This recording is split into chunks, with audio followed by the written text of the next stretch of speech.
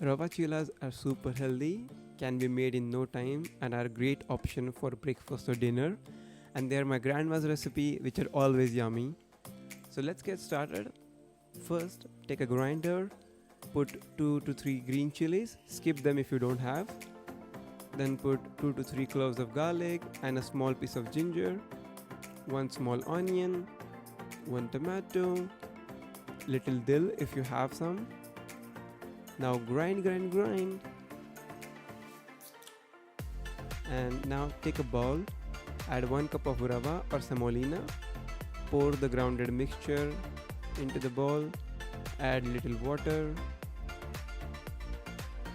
mix, add 1.5 tablespoon of salt, half a tablespoon of chili powder, 2 whole spoons of whole wheat flour, and 1 spoon of ragi flour. Alternatively, you can use whole wheat flour if you don't have ragi flour. And now again mix. Add water as necessary and make a thick batter. Now take a pan, pour the batter on the pan and gently spread the batter evenly on the pan. Drizzle some cold press oil, let it cook.